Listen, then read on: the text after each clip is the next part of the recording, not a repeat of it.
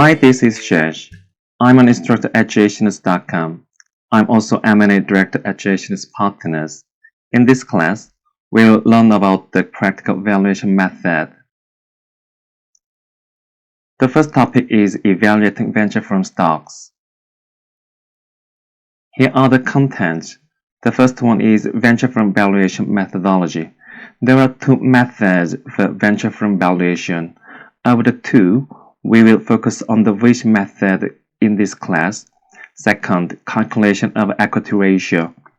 Based on the which method, we will see how to... This is the valuation process using the venture capital method. The first one is sales estimation.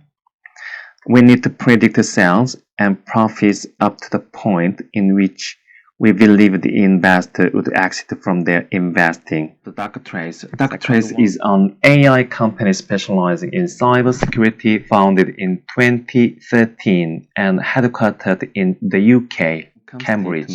We can see the past 6 years performance for DocTrace and 5 years estimation about sales and operating income and other operating expenses. Now, let's see the valuation 2. So we need to change our standpoint here.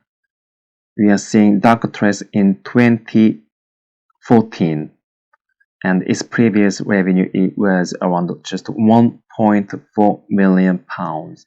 This is the second topic, valuing growth companies. Here are the contents. First, gross stock valuation methodology.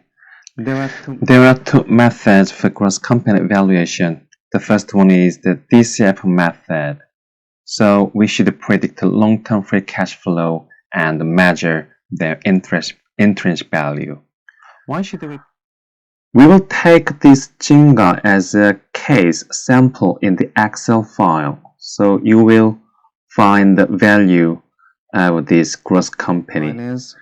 We can check Jenga's price is around $10.24 as of which day? Around 14th May 2021.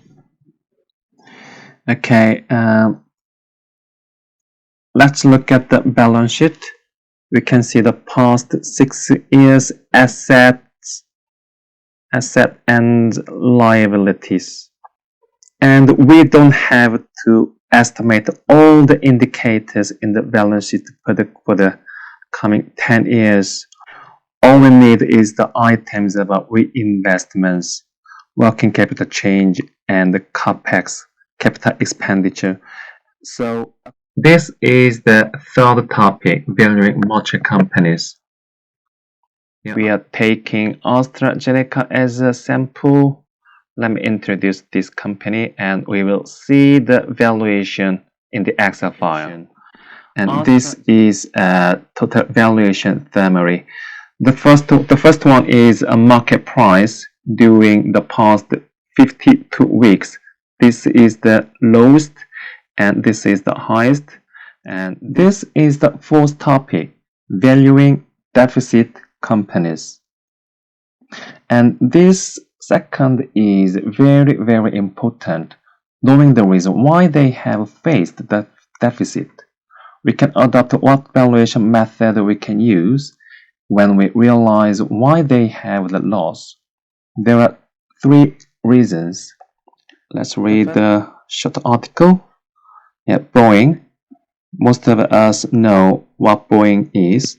Boeing designs, develops, and manufactures, markets, and supports. Okay, so let's see the free cash flow valuation.